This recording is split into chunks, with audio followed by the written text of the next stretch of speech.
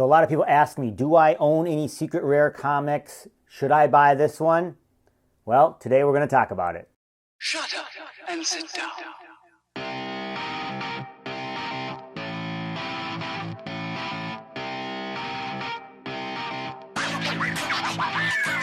So one of the things that people are really interested is the secret rare comics. I get a lot of questions about that. Which ones are good? You know, what's a good price point? Do you own any?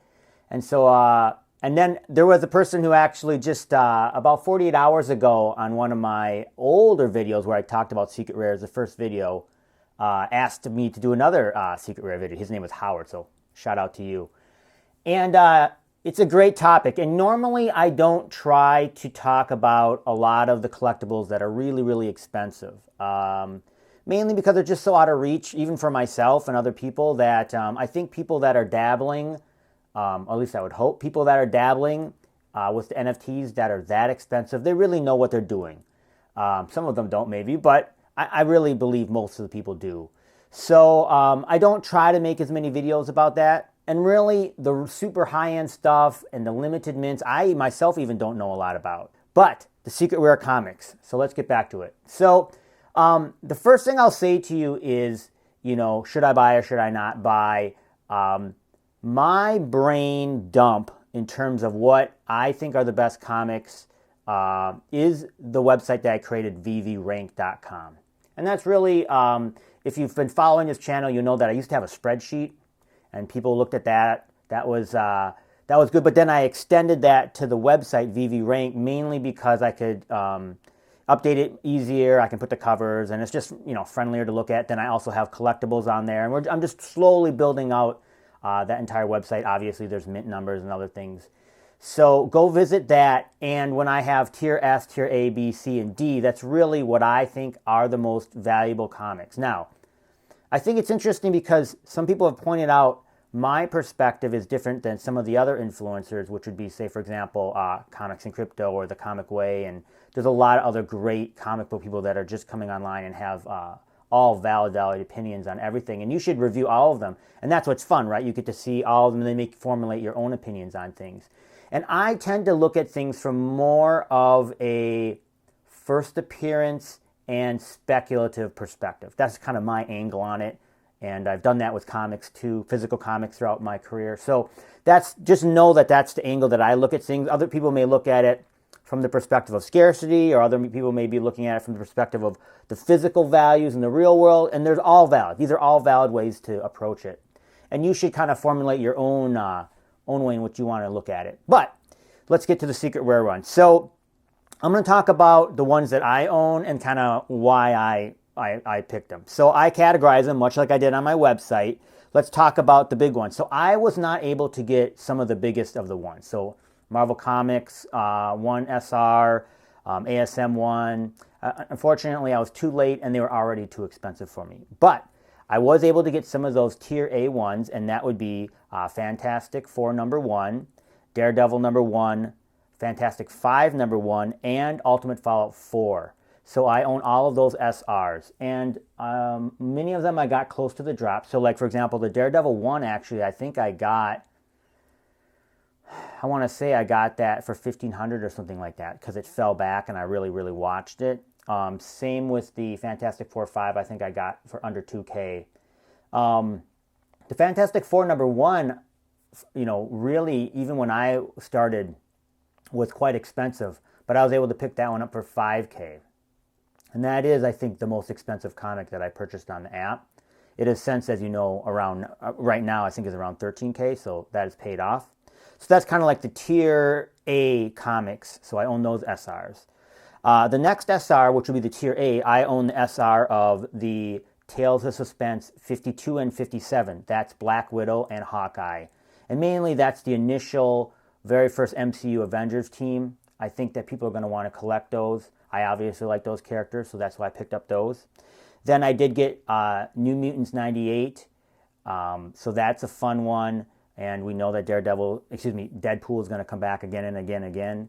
And so that one is a good one. I got X-Men 129, which is the first Kitty Pryde. And I do think that people are going to want to collect all of the kind of core X-Men characters, She's maybe not the most core character, but she's certainly one of the top X-Men. I did collect ASM 14 Green Goblin.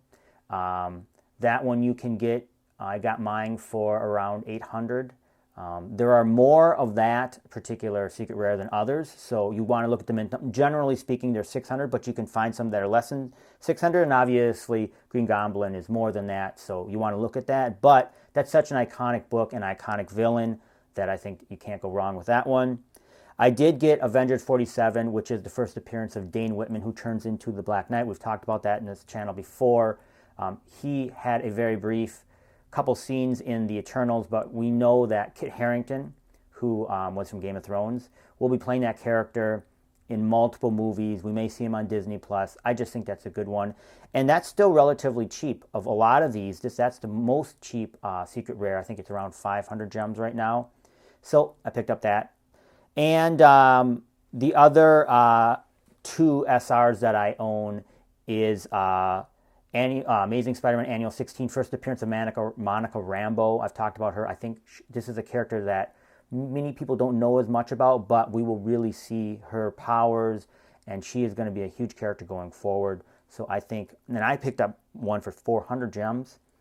And then the last one I got, which I'm not sure this character will ever appear, but is a fun one that I like, and that was Darkhawk. So all told, I have 12 secret rares. I do have duplicates of some. For example, like Ultimate Fallout 4. And of course, I'd like to have more. You always would want to have more.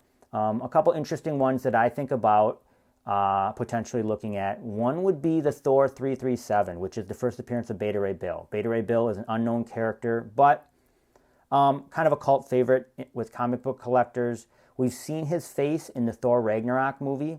There's only 250 of those secret rares, so it is kind of expensive. I think it's like 2,000 gems right now. So too expensive for me, but would be an interesting one. And if that character were to come to the MCU and people were to love that character, you know, like just think about Groot. You know, no one knew who Groot was, and who would think that anybody would be a fan of a tree, right? But huge character, everybody loves Groot.